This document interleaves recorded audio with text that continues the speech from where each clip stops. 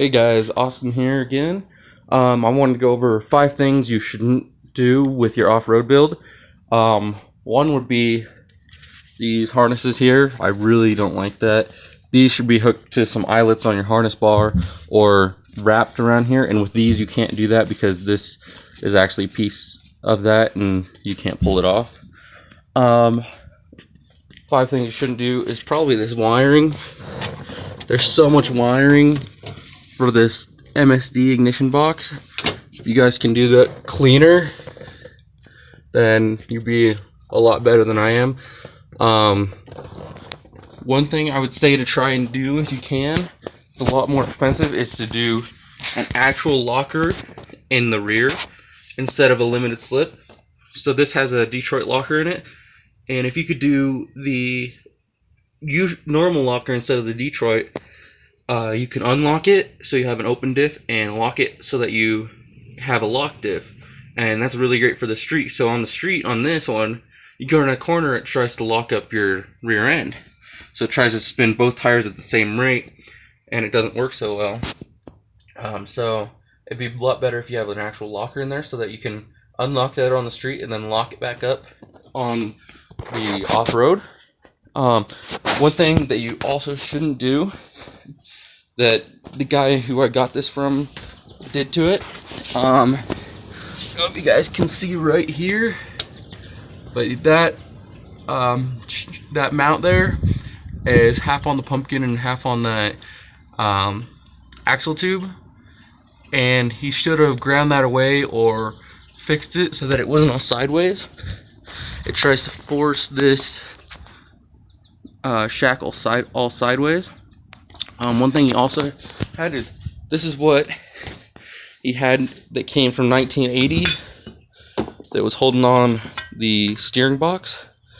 Just some flimsy pieces that are original for original size tires and everything, and I upgraded to this more off-road steering box mount. This is 300 times stronger, and then I also got the additional support, and so that'll make this a lot stronger on here. So yep, those are some things you shouldn't do. You probably shouldn't do this either. This is the power steering hose going to the steering box, and I had to tape it up because every time you go, it'd start hitting here and rubbing, and you don't really want that.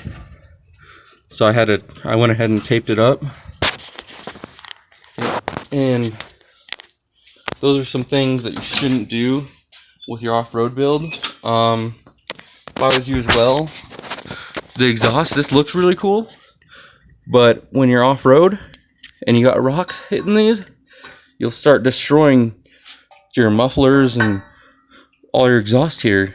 Instead, what I would do is come off of your frame and come out with some rock guards under these, or if you can, go to a single, combine these two together and run a single out the back, and then get rock guards here, and this will give you a little more clearance outside the frame. Okay, and then one thing I don't like as well, which I'm not sure if you guys can tell, this drive shaft is only about 2 foot long. It's a slip yoke eliminator, and that's not very long, and it doesn't work because the angle on it isn't very great. That's why it has a CV on there. This is an NP203, and you see how the transfer case sticks out from the transfer case support here, the belly pan. It shouldn't really do that. It just does it, I think, because it's just a lot longer, and if they would have done the swap right, they would have moved the engine up 2 or 3 more inches, so that wouldn't stick out very much, and you could have a longer drive shaft, and then the drive shaft would last a little bit longer. So those are a few things that I would do differently. I would also highly recommend getting a full top and full doors. This setup with the bikini top and the half doors works good in the summer, but it's not very good for thieves or locking anything in there, or good for the winter. Anything like that isn't really the best. And if you can, This had fast, easy FI fuel injection on it when I first got it, which was running great. Took it to the trail once or twice, and after that it started having problems, couldn't figure it out, and I had to go back to the old school Edelbrock carb, which runs great, and the fast, easy FI would idle, but as soon as you give it gas, it just want to die. So I have no idea what the problems were. Yep, those are some things that you probably shouldn't do with your build.